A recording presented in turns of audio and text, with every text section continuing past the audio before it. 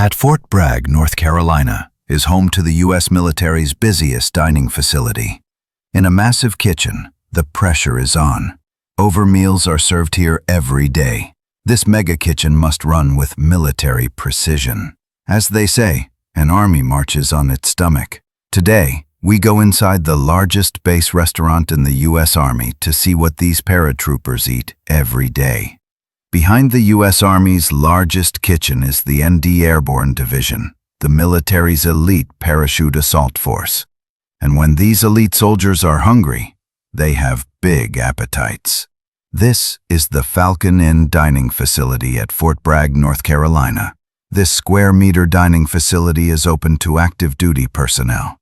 The facility has 8 serving lines, offering 3 meals a day. This massive buffet-style cafeteria seats people and feeds nearly soldiers each week. Keeping this mega kitchen running are culinary specialists, 8 oversized ovens, and 5 giant grills. In charge of the entire kitchen is Sergeant First Class Gardner. Starting at a.m., after a morning of physical training, hungry soldiers flood into the Falcon Inn for a hearty breakfast. The race in the kitchen has already begun. They need to churn out breakfasts per hour. No matter how fast the chefs work, they can't keep up with demand. And there's one breakfast staple that runs out faster than anything else. It's creamed beef. Lean ground beef mixed into a creamy sauce. This classic U.S. military dish has been a mainstay of military dining since World War II. Today, it's still incredibly popular. In just minutes, the Falcon Inn will serve over 4 gallons of creamed beef. Just minutes after opening, the first batch is gone. They have to start on the second batch immediately. The kitchen team must constantly make new batches to prevent a breakfast uprising. It's specialist Colby Rice's mission to get more creamed beef cooked and onto the serving line as fast as possible. The heart of the dish is the beef. Each year, the Falcon Inn goes through up to 100 of these pound beef logs. Specialist Rice uses lunch is on its way, and it's guaranteed to be even busier. While the Airborne Division is still conducting parachute operations, lunch prep is underway. Fort Bragg, North Carolina. AM soldiers have finished their morning training, and they are eagerly awaiting their next meal. Inside the square-meter Falcon Inn, culinary specialists face a new challenge. The Battle of Breakfast has just ended, and their supplies are already running low.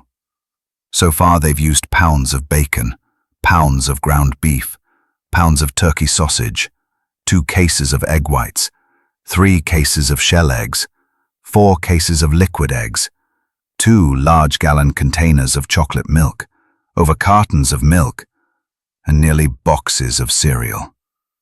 The amount of food consumed is staggering. The kitchen's 5 massive storerooms typically hold different types of supplies. It's all consumed in just 3 days.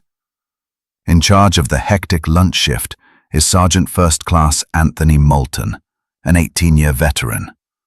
Today he's overseeing the kitchen staff as they prepare one of the most popular dishes, apple rosemary roasted pork loin. It's a meat lover's favorite. Tender pork loin stuffed with vegetables, bacon and cheese. For hard-working soldiers, it's the perfect combination of protein and vegetables. Each batch starts with a massive cut of meat, marinated overnight in apple juice, apple jelly and rosemary. It's also tenderized to make the meat even more succulent. Before stuffing, they add red peppers, followed by spinach and mushrooms. Every day, Moulton and his team use a full slice of bacon. Finally, the stuffing is completed with cheese and garlic. The large piece of pork is then rolled and tied. Next, it's seared on the grill until the surface is golden brown. This step is for color. Then it's time for this meat bomb to get its full metal jacket and head into the oven, which runs non-stop all day. They bake portions daily. In a year, first he prepares the stuffing, a mix of breadcrumbs, red peppers, green peppers, and celery. He uses a 4-ounce ice cream scoop to mound the stuffing into a dome right in the center. Next comes the cod, The Falcon Inn uses cod fillets annually. He wraps the fillet around the stuffing and secures it with a toothpick from the side. It bakes in the oven for -minutes. The dish is cooked, but it's not finished yet. It needs a smooth white sauce before it can be served. Each batch of sauce requires a carton of heavy cream. A pound of cheese is added and whisked in. Once the sauce reaches the perfect consistency, a few more seasonings are added. Then it's ladled over the baked fish. Over the course of a year, the kitchen team makes portions of baked stuffed fish.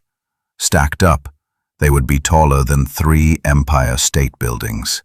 Fort Bragg, North Carolina. There's only half an hour left in the crazy lunch rush. The person on duty team is busy restocking every serving line. And no one is working harder than the team at the salad bar. We are definitely the busiest. With over-ingredients to keep stocked, a vegetable chopping battle is underway. They have to chop cucumbers, entire cases of bell peppers, and over tomatoes. As the salad bar operates at full capacity, the soldiers start thinking about dessert. Today's dessert is caramel flan, with seasonal berries and fresh cream. A vanilla custard with a smooth caramel top, giving hungry soldiers a taste of fine dining on base. It's specialist Mocha Armstrong's mission to keep these sweet treats supplied. First, she makes the custard base. This is the heart of the dessert. Armstrong combines evaporated milk, condensed milk, and eggs. This kitchen uses eggs every day. Vanilla extract is added for flavor. Then it's whisked and strained. Next is the caramel sauce. She starts with a generous pour of sugar, melting it slowly over low heat until it turns a reddish brown. Then she pours the melted sugar syrup into paper molds. The rich custard is then. Today's 3 main courses are pounds of ginger pot roast, pounds of Bombay chicken, and pounds of cheese ravioli with tomato sauce. Additionally, there's a variety of vegetables, a made-to-order grill, and a salad bar. In just minutes, they will feed to trainees. Personnel from all branches train at Fort Sam Houston, many of whom study at the Medical Education and Training Campus. In this dining hall was named in honor of a distinguished Army combat medic, Sergeant First Class Wayne Slagle.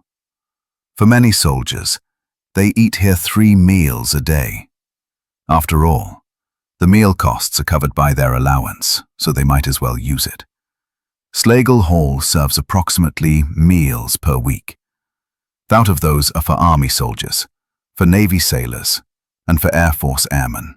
All trainees are required to eat lunch at Slagle Hall from Monday to Friday. To prepare lunch for trainees in time, the kitchen team is split into 2 shifts.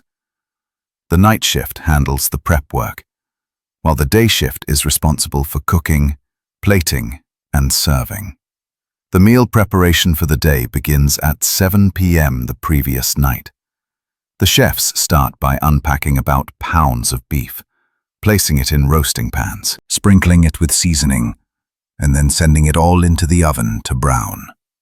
While the beef roasts in the oven, the chefs begin arranging chicken legs on baking sheets. This way, when the day shift arrives the next day, they can go straight into the oven. On the other side of the kitchen, another chef is boiling macaroni for the pasta salad. While the macaroni cools, this chef starts preparing salads for the salad bar. Meanwhile, cabbage is being washed and chopped in preparation for the calico cabbage dish. Once the macaroni has cooled completely, the chef returns to the tilting skillet, adding bell peppers, onions, and seasonings, and mixing well. Afterward, it's transferred to pans and stored in the refrigerator. After 3 hours of prep, the chefs move all the food into the refrigerators, leaving it for the next shift. The next morning, at a.m., lunch preparations begin. One chef seasons the chicken legs and then puts them in the oven. Another chef starts slicing the pot roast. It takes about an hour and a half to slice pounds. The sliced pot roast will go back into the oven to finish cooking. Next, in a gallon kettle, Pounds of pizza sauce, tomato sauce, vegetable oil, and various seasonings are added. They're mixed well, and the sauce is poured over the ravioli. Then it goes into the oven to heat up. While the main courses are being prepared, pounds of peas, carrots, and cabbage are cooked in the tilting skillet. More chefs are plating and preparing the remaining ingredients for the salad bar. In the hot kitchen, the roasted chicken is taken out of the oven, placed in serving pans, and topped with Bombay sauce. Then it's put into a warming cabinet to maintain the proper temperature until lunchtime. The ginger pot roast is returned to the oven for further heating.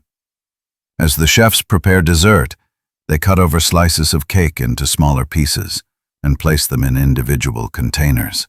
Schlegel Hall orders over cakes. Food is taken from the warming cabinets and placed on the serving lines. Outside, the trainees begin to make their way to the dining hall. Usually, trainees are required to march in formation to the dining hall for lunch.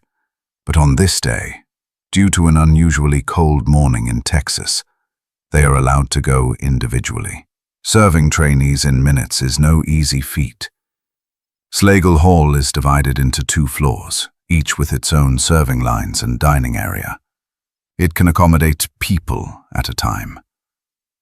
This means the trainees must eat quickly to allow everyone to finish within the allotted time. Everyone has about 9 minutes. The dining hall doesn't restrict individuals from getting seconds, but they must ensure they have a balanced diet.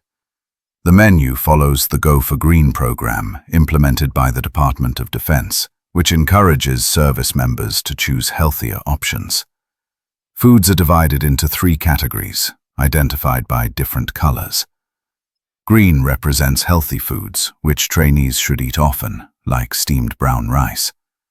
Yellow represents foods to be eaten in moderation, like warm bread. Red represents foods to be eaten rarely, like gravy. After lunch is over, the trainees leave the dining hall and return to the training grounds. Meanwhile, the staff at Schlegel Hall begin to clean the dining area, preparing for dinner, which is just 4 hours away.